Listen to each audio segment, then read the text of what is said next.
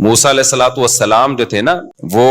بہت دور جا کے نہایا کرتے تھے، غسل کیا کرتے تھے، کیونکہ آپ کی طبیعت میں حیا بہت زیادہ تھی، اپنی قمیض بھی کسی کے سامنے نہیں اتارتے تھے، بہت زیادہ حیا تھی۔ تو جو فسادی لوگ تھے انہوں نے کہنا شروع کر دیا ان کے جسم میں کوئی بیماری ہے، برس کی داغ واغ پڑے ہوئے ہیں، اس لیے یہ اتنا زیادہ پردہ کرتے ہیں، اتنا دور جا کے نہاتے ہیں کہ ایک جسم کا حصہ بھی نظر نہ آئے، حالانکہ وہ تو شرم و حیا کی وجہ سے۔ تو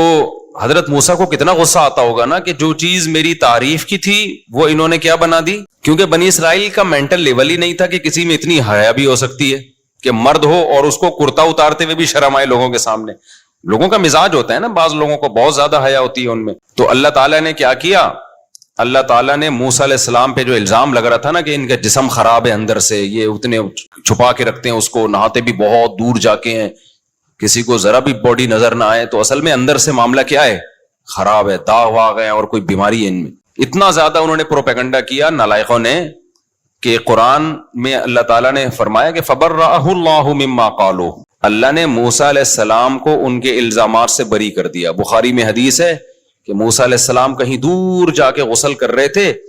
اور اپنے کپڑے اتار کے رکھے انہوں نے پتھر پہ، تالاب میں چلے گئے، پتھر کپڑے لے کے بھاگ گیا۔ بخاری کی حدیث ہے، پتھر کپڑے لے کے اللہ نے حکم دیا پتھر کو بھاگ جا بھائی تو۔ موسیٰ علیہ السلام باہر نکلے تو پتھر مارکیٹ سے شارٹ۔ موسیٰ علیہ السلام نے دیکھا پتھر آگے آگے جا رہا ہے نا، بھاگ رہا ہے، حضرت موسیٰ پیچھے پیچھے دوڑ رہے ہیں، تو پتھر حضرت موسیٰ علیہ السلام کو آبادی میں لے کے آ گیا، جہاں بنی اسرائیل جو فسادی لوگ اس طرح کی بات سارے نہیں کر رہے تھے، کچھ لوگ کر رہے تھے۔ انہوں نے حضرت موسیٰ کا جسم دیکھا تو حدیث کے الفاظ ہیں کہ سب سے خوبصورت ترین جسم موسیٰ علیہ السلام کا، یعنی وہ حیران ہو گئے کیا اللہ نے ان کو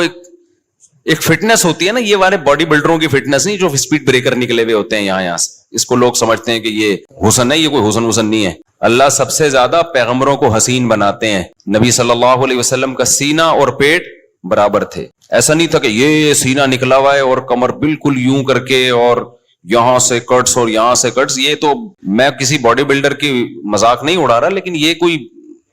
نیچر نہیں ہے، یہ تو عجیب سے باڈی ہوتی ہے، تمیز کا آدمی ہونا چاہیے۔ پیٹ نہ نکلا ہوا ہو،